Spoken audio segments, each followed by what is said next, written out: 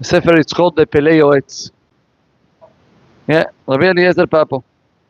The Pelei Yoetz has, as we all know, his Sefer is based on Musar according to the alphabet. And when he gets to the letter Dalet, he speaks, he goes to all the details about Dibur. All what has to do with the speech. And he brings all type of mitzvot and avirot that a person can do with his mouth. One of the things that he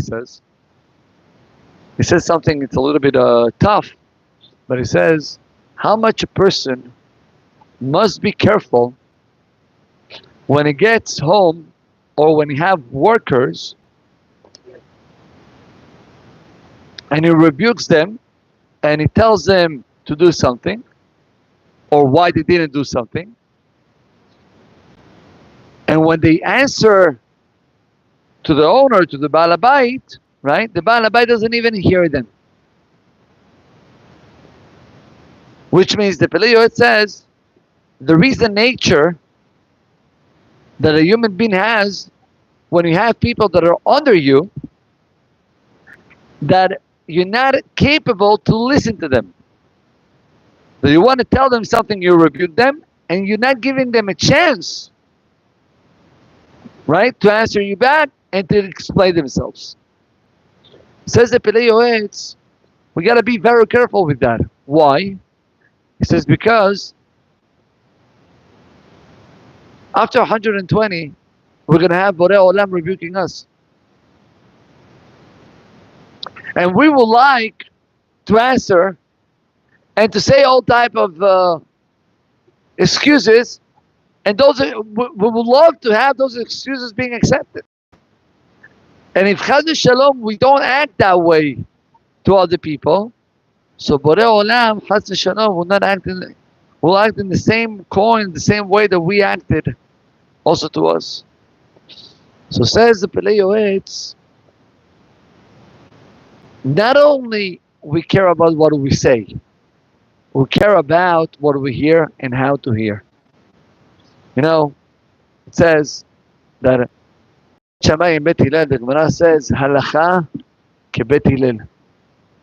The Gemara says, why Halacha kebet Hillel? Because they were anventanim. They were humble, right? So you may ask, what's the connection? Humble with halacha. Very nice that you want to be humble, and it's fantastic for midot, for yirat shamayim, but we're talking about halacha. Halacha kebet Shammai or halacha kebet Hillel? Since when you're deciding halacha according to the humbleness, to the anava? So I'll give you a story that I heard. What's that? Yeah.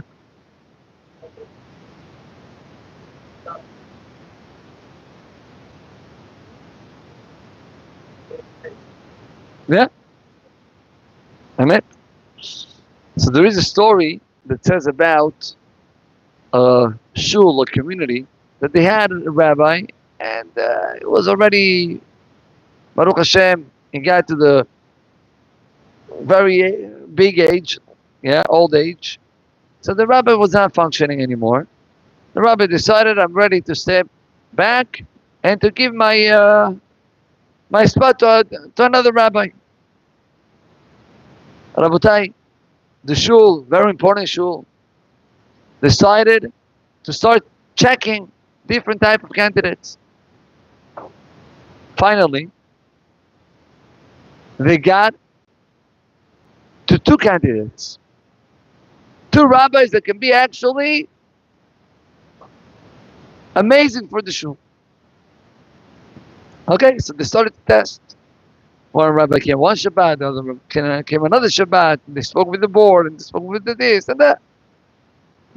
And the board really had a hard time to choose which one of the two rabbis. They decided, you know what? We have a great idea. We're going to invite both rabbis the same Shabbat. And both of them will have a chance to speak. And the Kahal, on Motzei Shabbat, they will vote. Who do they like the most? Sounds great. Them, okay. Beautiful. The difference to make the long story short, Shabbat arrived. Before Shabbat, already both of the rabbis were brought. They give them rooms in the hotel, one next to another.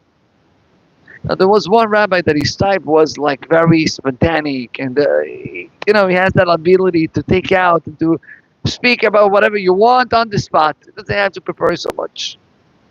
The other rabbi was very mesudar, very organized, very, step by step.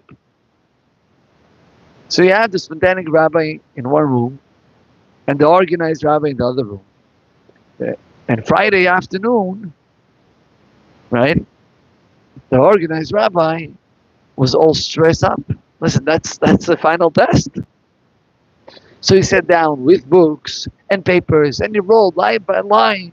And, all the details and how I have to act over here. And whenever I said this word to cough and whenever I had this word to smile. Everything organized. Yeker. The other rabbi in the other room. It was chilling somehow. I mean, he prepared something. He has an idea, a good idea to share. It's going to come spontaneously. What happened was that the organized rabbi, he was so stressed after he finished writing the whole speech. Now, he wanted to practice the speech. So he stood up in front of the mirror and he started, Kahal Kadosh. It's an honor for me. Blah, blah, blah, blah, blah. And he starts talking. And the other rabbi, the chilled rabbi, is listening everything from the other side of the wall. So what is this? The rabbi is organizing the speech. He starts listening and he says, listen, it's a good speech. Let me write it down. By the way, it's not a true story. Rabbis don't do that. No, you think rabbis are going to do that? Wait. Let me write it down. He wrote it down word by word, Habibi. Word by word. So now I'm going to show the guy. This is going to be fun. Friday night arrives. And the chilled rabbi goes to the Gabbai. And he tells him, listen, if you don't mind, I would like to speak first, if it's possible. Sure. The other rabbi didn't tell me that, no problem, you want to speak first? Speak. Eventually, Shabbat morning comes. Musaf. Before Musaf, Chabod.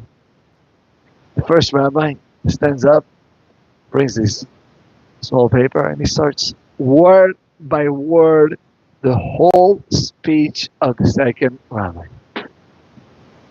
Ay, ay, ay, ay, ay, ay, ay. And he was sure to look at the other rabbi and to see him, sweating, red, uncomfortable. Chazit, the second rabbi has absolutely nothing else but to say. It's not a spontaneous guy that gets, no. He's very organized. My dear friends, the whole speech ended. The whole crowd stood up, clapping. What a speech! What a speech! Chazit, now the rabbi destroyed. They tell him, Chabod, your turn. So the second rabbi stands up and he says, Kahal Kadosh, there is in the world, if I want to take all the rabbis together, you can split them in two groups. One group of rabbis, they speak beautifully. They have the ability to talk, and they say Divrei Torah and Hadushim. Unbelievable. That's one type. There is a second type. The second type of rabbis are rabbis that maybe they may not speak too much, but they listen. And they're ready to listen to each one of the congregants, their problems, take care of them, care about each one of them. Says the second rabbi, I'm not the first type. I'm a listener. That's my job. To prove you that I'm good by listening, I will repeat the whole entire speech word by word with all the details of the first rabbi. That's what he did. Who do you think you won? The second one. My dear friends, Beit Shammai and Beit Hillel was Anvetan. How Anvetan has to do with halakha? You know what's the answer? The Anvetanuto of Hillel was that he was ready to listen to the opinion of Beit Shammai. Listening doesn't mean I'm hearing. No, I'm listening and paying attention. I try to put my head into your head. Try to understand where are you coming from. Why are you saying those words? Today, that's what we're missing. That's what we're missing. Today, especially nowadays, you see more and more extremists. If either you're righty, lefty, you're extremist. You're not able to listen to the other side. Did you have a conversation with somebody who is from the other party? No. Why not? As soon as you sit down with the guy, in your head is already, this guy is wrong. That's it. You're not ready to open up your ears and to try to understand why is he talking like that. What's making him think that way? You know where this starts from? From our homes. From our homes. If you're ready to listen when your spouse said something, even though you think that she's completely wrong at the very beginning, or you're ready to listen to your kids, the koach of the shmiyah. You want to take a coffee? The koach of the shmiyah, good, is the key. At the moment that you're ready to have the anava, to hear, to listen to the others, your chokhmah will change and you will be much more clear when you come to say a dvar halakha. That's why halakha kebet. That's what the Pelayot says. Be careful. The way how you act at home, the way how you act in your business, when somebody said something, be careful to listen. Because at the end of the day, we would like also Borei Olam to listen to our words. Baruch Adonai Leolam. Amen ואמן. רבי חנניה בן הגשם בן הצער הקדוש ברוך הוא לזכות את ישראל לפיכך. הרבה להם תורה